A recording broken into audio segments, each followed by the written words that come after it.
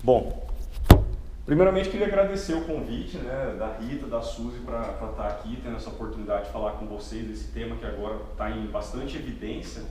E como a gente adiantou ali, ontem eu não pude vir, tive uma audiência de última hora em Sidrolândia, que era para ter acabado a tempo, mas estava marcado para 10h30, foi começar 11h30 e terminou 1h40, então não tive como vir. E agradecer o Dr. Nicolas que fez essa ajuda.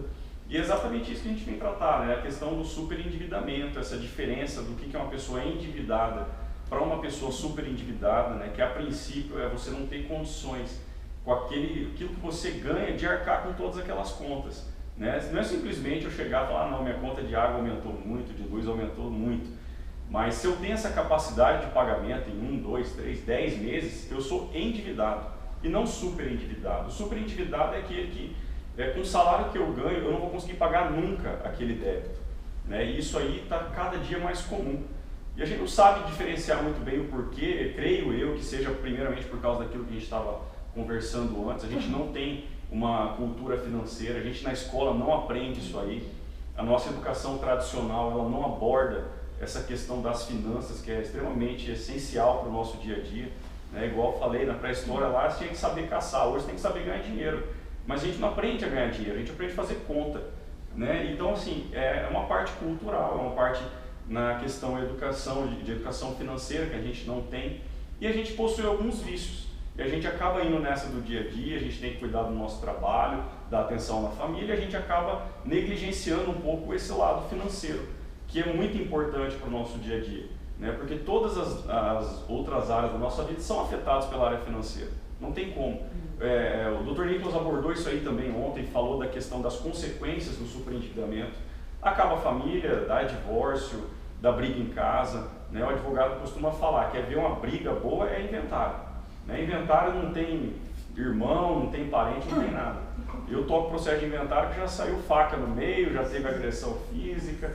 Então, assim, quando envolve dinheiro, tem que prestar atenção, porque eu não sou materialista. Então a gente tem alguns preconceitos ainda em relação a isso. Não é ser materialista, é a gente ter um pouco de segurança, que é o que todo mundo precisa para ter tranquilidade, para ter um tempo de estudo, né? A gente tem que saber dosar isso aí, porque tem uma lenda que fala, não, minha vida profissional jamais vai ser afetada pela vida pessoal. Isso não existe, né? A gente é a mesma pessoa com várias faces. Então a gente tem um lado profissional, mas também isso interfere no emocional, vai interferir na parte da família. Então, assim, é importante a gente ter esse controle financeiro, ter uma tranquilidade financeira, para que isso não afete a nossa vida, né? A questão aqui está muito voltada para servidor, então, assim, vocês têm um salário fixo, tem aquela garantia, né? Então vocês conseguem se planejar, diferente de mim, por exemplo. A partir do momento de exoneração do meu concurso, eu precisei ter um caixa, né? Às vezes você ganha um alvará ali, mas você não tem esse dinheiro para gastar. O alvará nada mais é do que a garantia de tantos meses para eu ficar tranquilo. Então isso aí não tem como falar que não afeta a vida da pessoa, né? Então, assim, a primeira questão que o Dr. Nicolas até tratou ontem é isso aí. O superendividado é aquele que, com o que ganha, ele sabe que ele ganha, não sei, 1.000, 2.000, 10.000 por mês, ele não vai conseguir pagar aquelas contas. E o servidor público ele tem uma oferta muito grande de empréstimo, né? Eu garanto que vocês recebem praticamente diariamente ofertas de crédito. Até hoje eu recebo e eu já pedi exoneração tem mais de 5 anos. Então existe essa publicidade e tudo isso interfere no modo pelo qual a gente vai pegar um crédito ou vai, na nossa cabeça isso é uma facilidade, é um benefício que a gente tem, né? Porque os bancos jamais falam empréstimo, falam, você tem um crédito. Então pra gente soa como se fosse, eu tenho um dinheiro ali guardado, como se fosse uma poupança, né?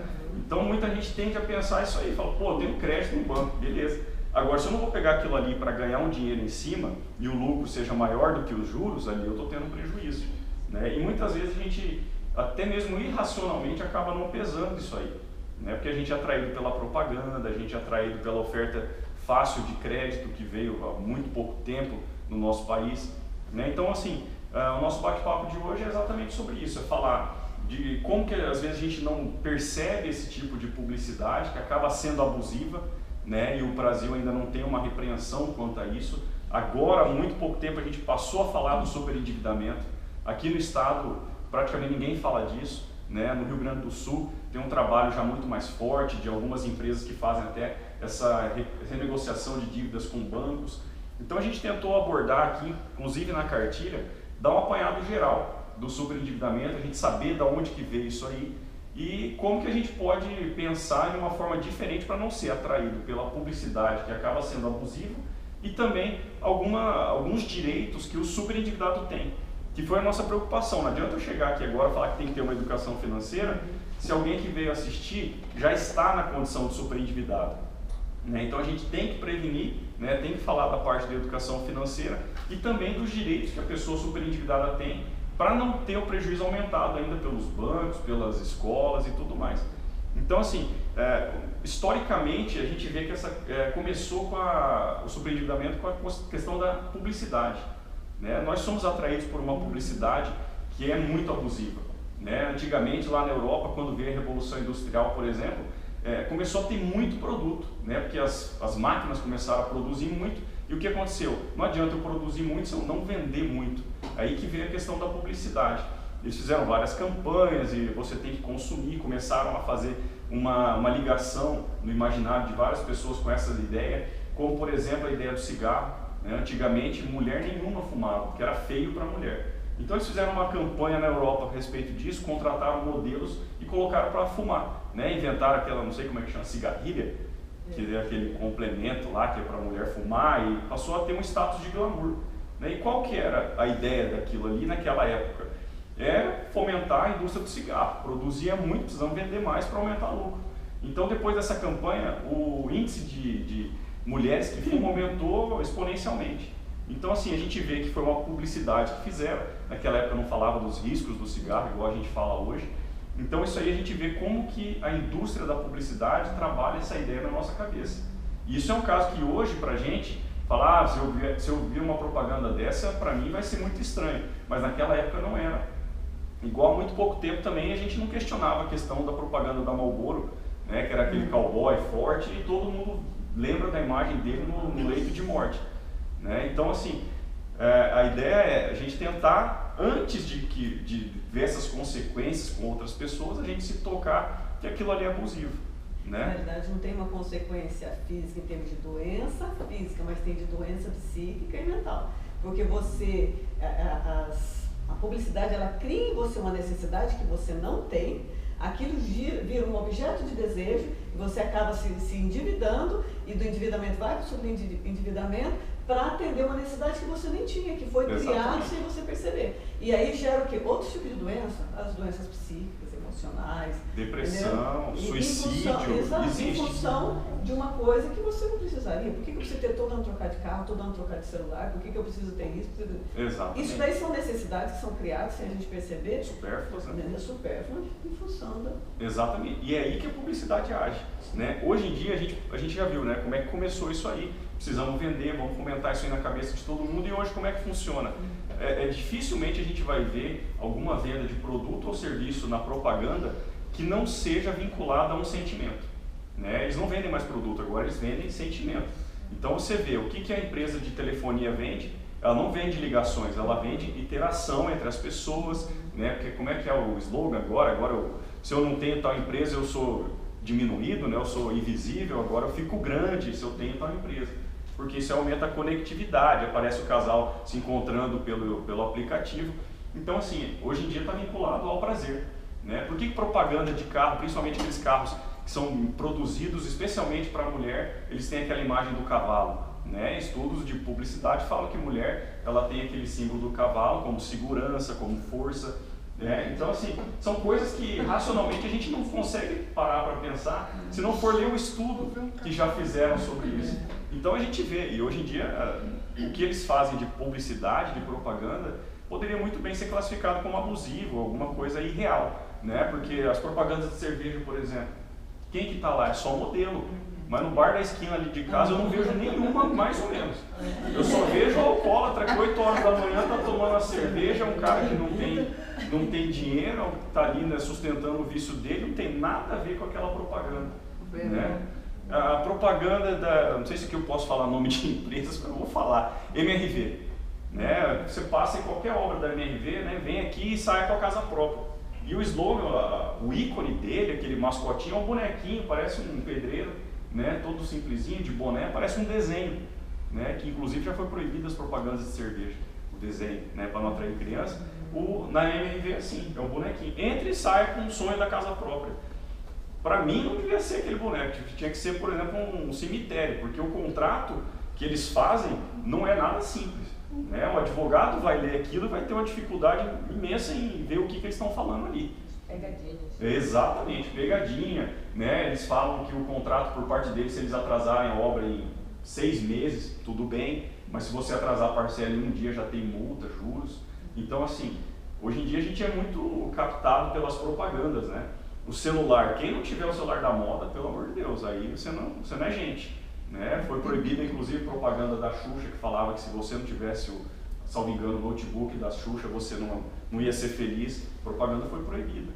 Mas tem várias outras que são permitidas ainda e que não tem nenhum controle por parte do Estado. Então cabe a nós ver isso aí e falar, pô, será que eu estou me enquadrando nisso aqui? Né? Eu estou indo para o shopping para fazer alguma coisa, mas eu saio de lá com 3 sacolas que eu não imaginava sair quando eu entrei no shopping. Né? O meu filho eu tenho que controlar toda hora. Você vai no shopping, pai, vamos comprar? Não, a gente veio para ir ao cinema. Então a gente vai ao cinema, come a pipoca, além disso não. Porque você já está sendo fisgado a comprar um produto que provavelmente você não precisa, e será que eu vou ter capacidade de pagamento? No Brasil essa questão do superendividamento começou muito após o Plano Real, estabilizou a moeda e depois veio essa concessão de crédito. Então, gente que não tinha condições de adquirir produtos passou a ter essa condição. Por quê? Porque eu vou penhorar meu salário. Né? É um termo meio estranho, mas é o que acontece. Eu não parcelo compra, eu penhoro meu salário. Por quê? Porque se eu ganho R$1.000 eu estou fazendo parcela de 200, eu estou ganhando 800 em 10 meses, um ano, não sei. Então a gente acaba fazendo isso. E a maioria das vezes é com produtos supérfluos. Né? Porque tem uma diferença do superendividado ativo, que é esse aí, que vai, putz, eu tenho o meu carro e eu preciso trocar, mas eu posso sair da concessionária hoje com aquele carro e um boleto. Né? Então, para que eu vou guardar dinheiro 2 anos, sendo que eu já posso sair com aquele carro hoje? Então, o que a gente faz?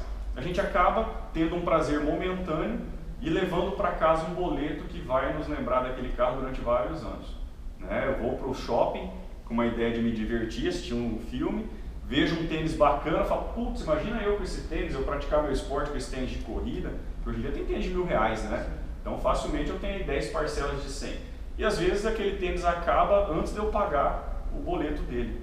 Né? Sem falar que eu não tenho a opção de pedir desconto, isso tudo que influencia também nessa questão da tomada de crédito. E que nem sempre a gente vê dessa forma. A gente acaba falando, bom, hoje eu posso sair com esse tênis daqui, para que eu vou juntar dinheiro 2, 3 meses? Né? A gente acaba não percebendo isso ao longo do tempo, porque a gente só preocupa se cabe no salário. Você pagou mais de um tênis ali. Com certeza. Você pagou mais de um carro ali. E se eu fizer o crediário, tem outra armadilha. Né? Eu fui na Anitta com meu filho esses dias comprar calçados e eu cheguei lá e falei, eu queria saber o parcelamento e o desconto à vista. Aí ela falou, não tem desconto à vista. Eu falei, como assim? Né? E qual que é a vantagem que eu tenho de pagar à vista? Ah, aqui não tem, porque o dono fez o cálculo ano passado e falou que ele perdeu R$1 milhão dando desconto. Eu falei, tá, mas não tem como? Ela falou, tem. O único jeito de você ter um desconto é abrir um crediário. Exatamente. Eu falei, tá, mas como funciona? Exatamente. Qual que é a pegadinha aí? O crediário você só pode pagar lá. Né? Então, o que é a Casas Bahia hoje? Vende eletrodoméstico? Para mim, não. Para mim, vende juros. Né?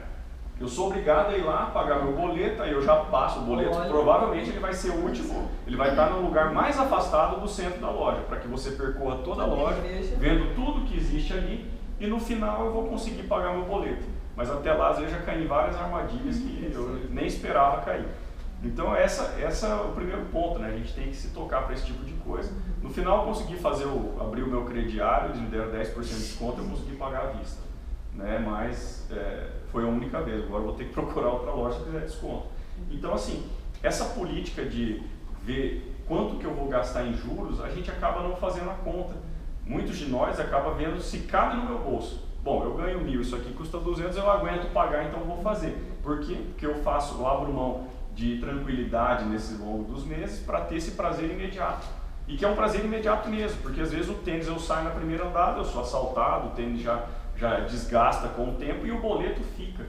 né? Então hoje eu acho aquele tênis maravilhoso, amanhã o tênis vai estar ali, depois de amanhã o tênis já está meio desgastado, mas a partir do segundo mês eu garanto que a gente só vai achar coisa ruim, que é o boleto, né? Já não vai ver aquele tênis como algo que deu aquele prazer anteriormente. Isso a gente só vai pensar depois que a gente só está com o boleto em mãos.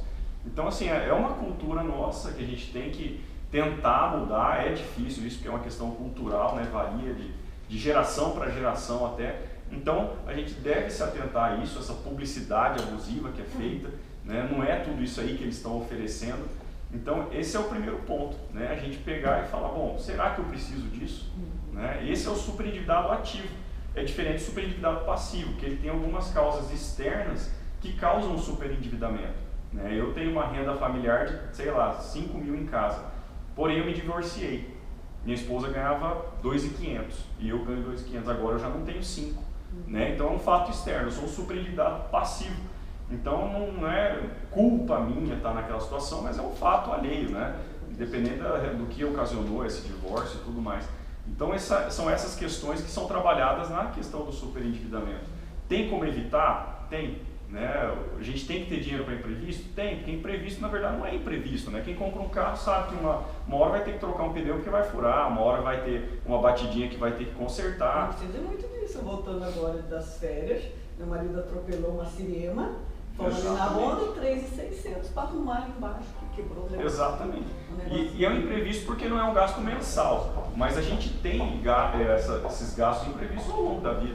E normalmente ele não vem separado, né? Ele não fura um pneu, fura o pneu aqui, aí amassa o meu carro lá e entra um cara na minha casa, quebra o portão. Eles nunca vêm sozinhos, né? Então a gente tem que ter uma reserva, é bom que a gente tenha um caixa para exatamente ter essa tranquilidade. Falar, bom, aconteceu isso comigo, sacanagem, está muito ruim, mas eu tenho uma reserva que me permita ficar tranquilo durante um tempo com isso aí, né? Então essa é a questão principal que a gente tem que abordar na questão do superendividamento, né? Muitas vezes a gente se surpreende quando coloca na ponta do lápis tudo aquilo que a gente gasta, né? Não sei quem aqui tem esse hábito de falar, bom, hoje eu comprei uma bala, né, 10 centavos, hoje eu paguei uma conta de água, luz. Muitas vezes a gente se surpreende com quanto que a gente gasta com o supérfluo, né? Eu fiz isso lá em casa esse dia, vi que eu paguei de restaurante R$800 no mês. Poucas idas, mas eu falei, peraí, mas é um gasto necessário? O que eu poderia fazer com esse dinheiro? Né? Poderia contratar diarista mais 4 vezes no mês, 8, né? Então assim, tudo é uma questão de prioridade.